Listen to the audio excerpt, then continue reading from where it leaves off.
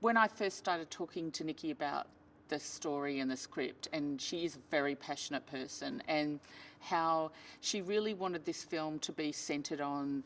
Mulan and her discovering her inner power and strength. And so the way we approached it was how we were going to tell that story to the audience in a visual sense. And so one of the most special things about this movie, I think, was one of the first things we talked about was that there's battle sequences in this film, but we didn't want them to be generic or bloodthirsty. You know, they were going to be more from her perspective, and she is an elegant and controlled spiritual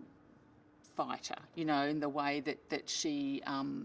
holds herself in battle, and she has chi, which is a very important part of this movie, is how she discovers her inner power, her chi.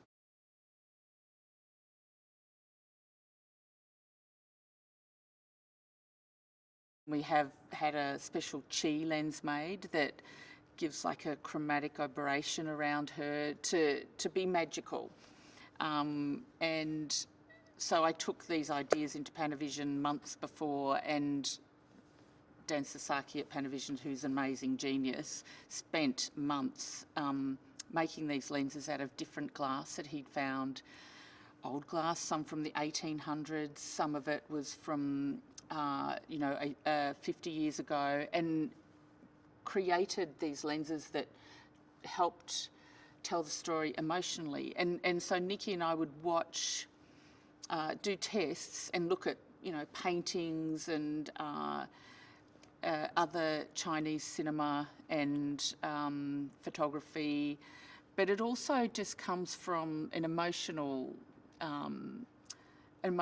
way of representing what's going on for her to an audience, and how do we do that. And so it's not purely technical, if you know what I mean. It was like we would try different glass and different images and lighting and ways of composing the shots to tell the story to the audience.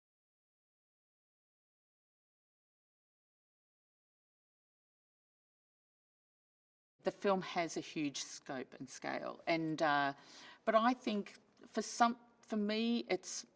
an exciting challenge rather than daunting in any way, because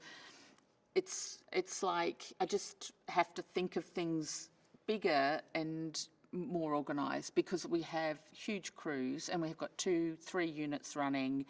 and just being on top of all that and having a consistency in the look of the film, but on a big scale, controlling the light, having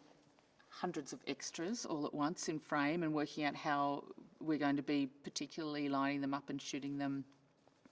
I think it's a great challenge, and I think we did a really good job because we were really organised.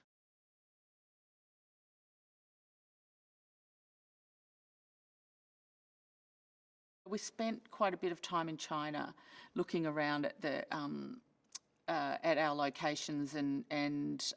the historical locations like the Toulouse and the Imperial City and all the locations. I took a lot of stills photos, and that sort of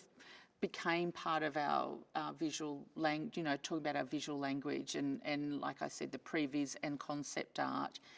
But it's sort of, I always think about a film is that you glean sort of little things from different influences, and so the film becomes its own original entity.